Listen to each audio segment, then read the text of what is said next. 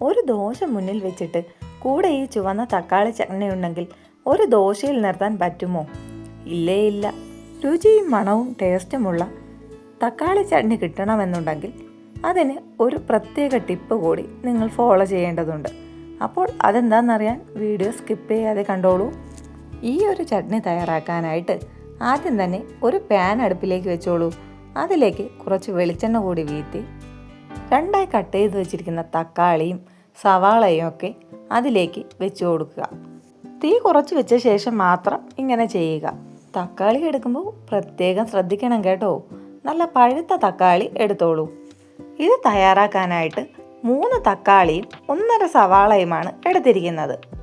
സവാളയും ചെറിയ കഷ്ണങ്ങളാക്കി പാനിലേക്ക് വെച്ച് കൊടുക്കുന്നുണ്ട്. കൂടാതെ രണ്ടായി കട്ട് ചെയ്ത 7 അല്ലി വെളുത്തുള്ളിയും 2 വറ്റൽമുളകും കൂടി ഈ എണ്ണയിലേക്ക് ഇട്ട് കൊടുക്കുന്നുണ്ട്. എല്ലാം ജസ്റ്റ് ഒന്ന് മൂത്ത് വരട്ടെ. ഇടയ്ക്കിടയ്ക്കൊന്ന് തിരിച്ചും മറിച്ചുമിട്ട് നന്നായിട്ടൊന്ന് മൂപ്പിച്ചോളൂ. ഇഞ്ചി ഇഷ്ടമുള്ളവർക്ക് ഈ ഒരു ചട്നിയിൽ കുറച്ച് ഇഞ്ചി കൂടി ഉപയോഗിക്കാവുന്നതാണ്. തക്കാളിയും സവാളയും എല്ലാം ഇടയ്ക്കിടയ്ക്ക് ചെറുതായിട്ടൊന്ന് തിരിച്ചും മറിച്ചും ഇട്ട് കൊടുത്ത് നന്നായിട്ടൊന്ന് കുക്കാക്കുക. എന്ന് വെച്ചാൽ ഓവർ കുക്കൊന്നും ആവണ്ട കേട്ടോ. ജസ്റ്റ് ഒന്ന് വാടി വരണം. ഈ തക്കാളി ചട്നിയുടെ കൂടെ കഴിക്കാൻ ചൂട് ദോശ കൂടി അങ്ങ് തയ്യാറാക്കിയാലോ. വെളുത്തുള്ളി മൂത്തു പോകാതെ പ്രത്യേകം ശ്രദ്ധിക്കണം കേട്ടോ.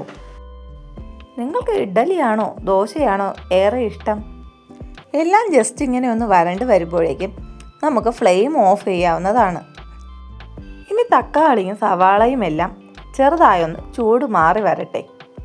ഇങ്ങനൊരു ചട്നിയാണ് നിങ്ങൾ തയ്യാറാക്കുന്നതെങ്കിൽ ഇഡ്ഡലി ആയാലും ദോശയായാലും ആവശ്യത്തെ കൂടുതൽ നിങ്ങൾ കഴിച്ചിരിക്കും, അത് ഉറപ്പാണ്. ഇവയെല്ലാം ഒന്ന് തണുത്ത് കഴിയുമ്പോഴേക്കും തക്കാളിയുടെ പുറം ഭാഗത്തെ തോട് ഇളക്കി മാറ്റി കൊടുത്തോളൂ. എന്നിട്ട് അവയെല്ലാം ഒരു മിക്സിയുടെ ജാറിലേക്കിട്ട് ആവശ്യത്തിനുള്ള ഉപ്പ് കൂടി ചേർത്ത് നന്നായിട്ടൊന്ന് ബ്ലെൻഡ് ചെയ്തെടുക്കുക.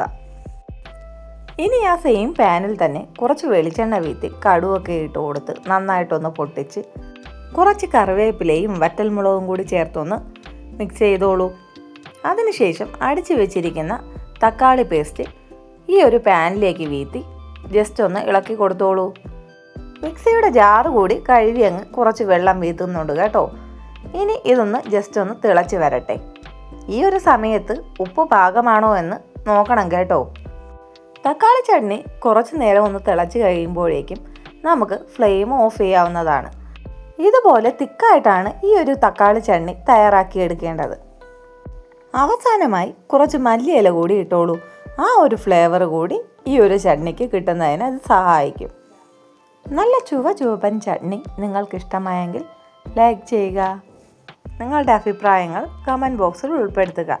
മാത്രമല്ല നിങ്ങളുടെ കൂട്ടുകാർക്കും ഈ ഒരു വീഡിയോ ഒന്ന് സെൻഡ് ചെയ്ത് കൊടുക്കുക.